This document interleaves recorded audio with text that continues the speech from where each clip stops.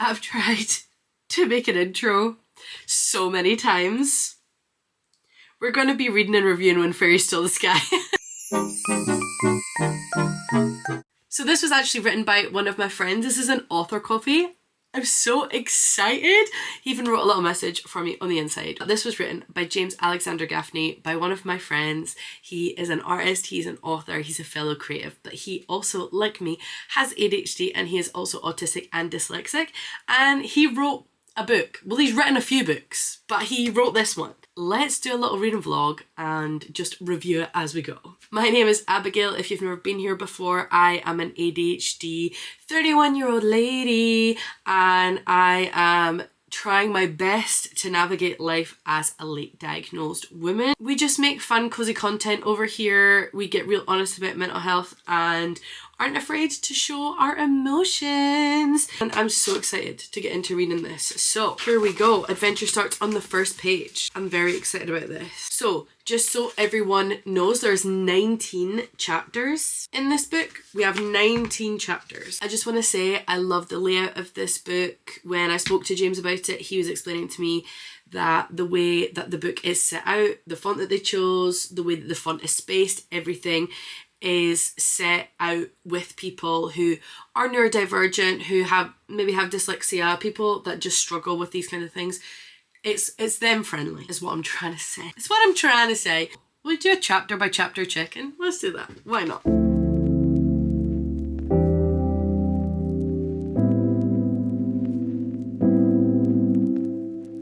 So I'm not even finished the first page and I just want to say I know James so well at this point. Like, we've been friends for a good few years and I feel like I'm reading this in James's voice in my head. The description of like what the clouds smelled like, and then we'll get back to that. That's so James.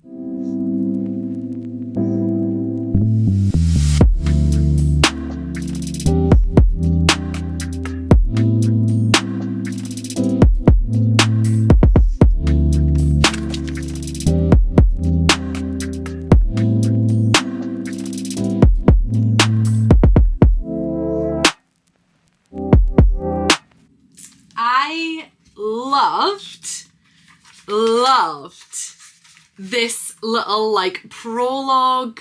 Very sweet. I feel like it sets up like a very like cozy adventure feel. I'm so excited to see where it goes. I definitely feel like this starting somewhere in the middle of the story, so you get a little bit of action before you kind of set the scene. I really like that. I'm so sorry. I'm gonna try and not spoil everything, by the way, but I just like, I want to give like a full, well thought out review as well as like my immediate thoughts about what is happening. So James is gonna be like, just fucking get on with it. Chapter 1. So I've finished chapter 1. We've had a new character added.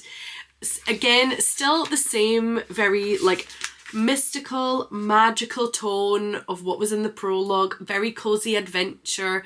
There's a little bit of sort of high stakes in there of sort of, oh, what's happening and oh, like, why is this happening? But it still feels very safe, which I'm very much enjoying, because sometimes for me, when I read things that are very high stakes, my body doesn't understand the difference between I'm reading this in a book and it's happening in real life. Whereas this still, even though there's a bit of adventure there, there's a bit of like, ooh, what's happening? It still feels very safe.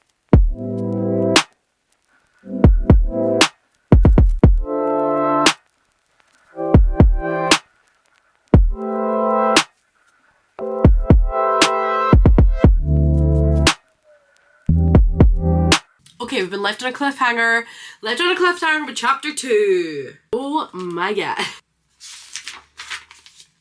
Going on to chapter 4, I'm very confused, but not because of the writing or anything like that. I have no idea where this is going. Like I feel like I had an idea of like, oh, I feel like it might be whatever. James has completely thrown a spanner in the works of my thinking. Going on to chapter 4. I'm very excited. We've got Dockin!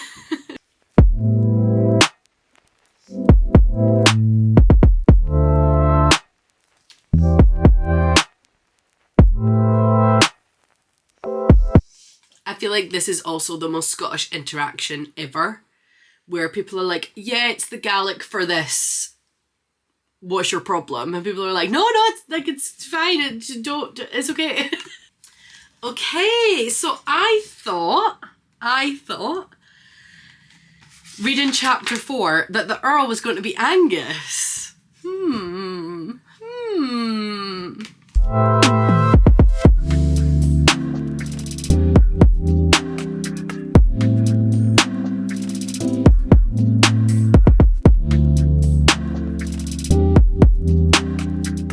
Okay, so chapter 7.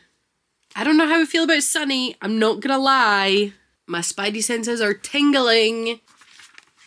Chapter 8. I resonate with Angus's anxiety spiral so much. Angus is me. If you don't know how counting works, we're going on to chapter 9.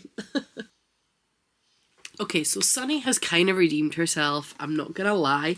I'm very intrigued by this whole purple daisy chat. Where are we finding a purple daisy? Is it in like a field? Is it going to be like underneath a magical tree? Where is it? What's going on? So we are on chapter 10.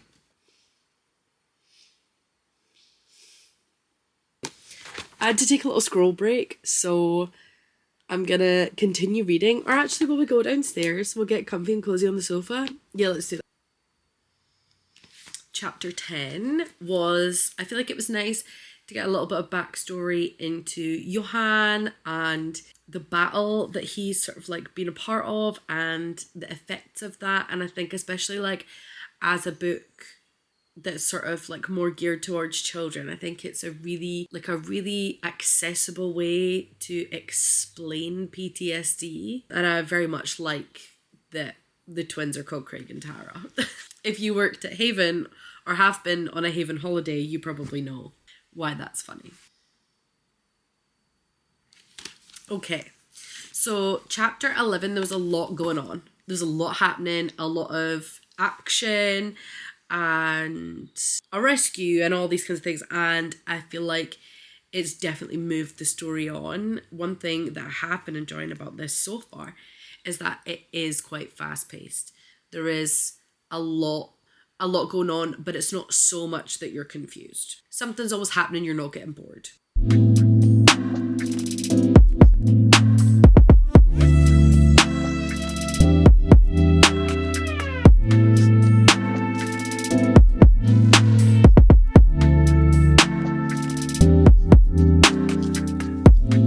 So chapter 12, I'm very excited to see where this is going to go in Cornwall.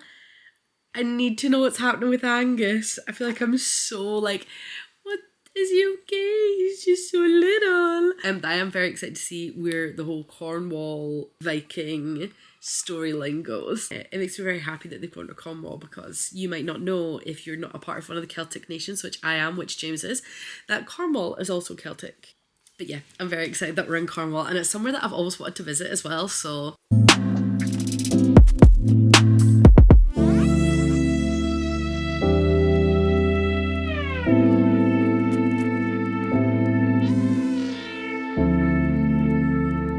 So chapter 13, again, a little bit more action. We got a little bit more backstory into the Viking lore and a little bit more into like the stories that they were told as children, which is really good. But we're going on to chapter 14. So we have 5 chapters left and I'm very much excited to see where this goes. Okay, so chapter 14. I don't want to spoil anything. I very much am enjoying where the story's going. Like I said for the previous chapter, I'm loving like all the lore that, like, as a fantasy reader, like I love that. Like that's the knowledge that I want and the knowledge that I look for. To get a download of the lore is so nice, and just to sort of see where like James's brain was going, and yeah. So chapter 15, I'm very happy that we got to see Angus again and get like a little lowdown on what's happening with him. So I've got 38 pages left till the end. And what I will say about this book is my thoughts and feelings about it being like a cozy adventure, cozy fantasy has been so right. I think even when the parts are high stakes, it doesn't feel so high stakes that it would cause like any distress or any anxiety. You sort of like, you're so behind the characters, like you so like just want them to do well. Like, do you know what I mean? Do you know what I mean? I'm very excited to see where we go in the next like 38 pages. I'm really looking forward to the next little bit. But what I will say is I'm really fucking hungry. So I'm gonna go and make myself some lunch. And then we're gonna finish the last little bit. Okay, I have lunched. I am satisfied. And now I'm gonna continue on reading When Fairies Stole the Sky. We only, like I said before, we only have like 40-ish pages, 38 pages. So let's read the last little bit and then let's give our overview review. So chapter 16, we get a little bit more about Smiling Assassin. We get a little bit more insight into Angus's personality and him sort of like, he's like getting to join in the laugh, like the anxiety isn't there so much. He's made new friends. Can you stop redecorating while I'm trying to do this? So yeah, loved chapter 16. I thought it was really nice. And it was a nice bit of like, sort of a bit of a breather. Going on to chapter 17. Chapter 17 was actually a really nice chapter to read. It was very, like, it was nice to see Angus in this, like, empowering situation. He's not able to fly, but he's, like, empowering his new friend to be able to fly. And he's, like, building his friend up and giving his friend... Oh, there's a magpie in my garden. Give, you know, his new friend this confidence that he knows that he has inside. And it was really, really nice. So I'm very excited to see how this wraps up. That's it. Chapter 18 is where stuff really starts knitting together and a lot more things start making sense. And it definitely leaves you on a very sort of like dramatic fight scene.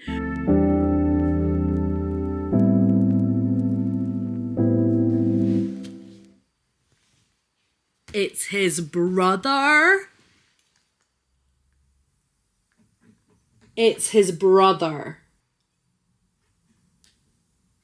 It's his brother.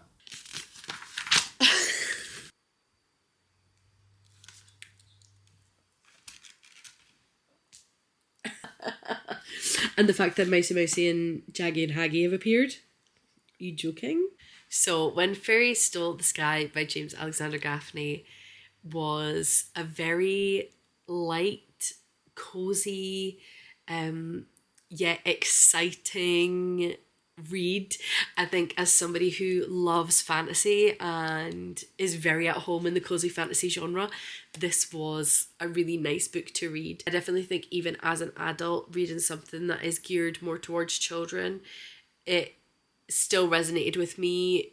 The thing that I took from it the most was the power of friendship, the difficulties that can be navigating not having your comfort person there and having to put yourself out there and allow yourself enough to be vulnerable to make new friends and trusting new friends and all that kind of stuff that, you know, you can struggle with anyway, let alone if you have any sort of like neurodivergence, you know, going on in your brain like me. That can all be really difficult anyway, and it was really nice to read that. And especially Angus, who is such an anxious character at the beginning and kind of has a bit of like an anxious spiral, and then you kind of see him like flourish and become this really like empowering person for his new friends and somebody who's like, no, like you can do this, because he has more belief in himself. And it's just really nice to read, and I think it's all very digestible for a young brain. I really, really like this. And I think if you're somebody who has a neurodivergent child in your life, or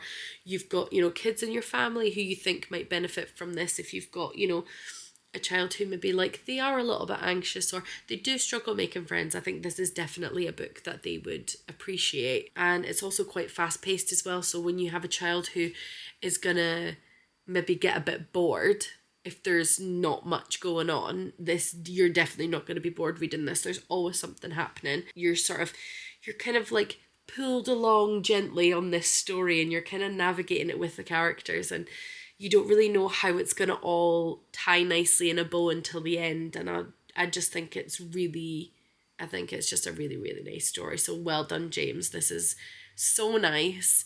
You've definitely inspired me to get my laptop back out and start writing again.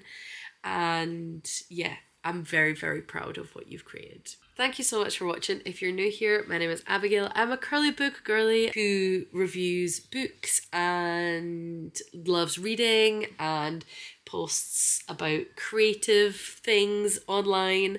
So if you want to follow me, please do. And if you have any book recommendations, as always, please, please, please leave them in the comments below, because I blast through books like nobody's business and I need a lot of recommendations. So thank you so much for watching, and I'll see you soon. Bye.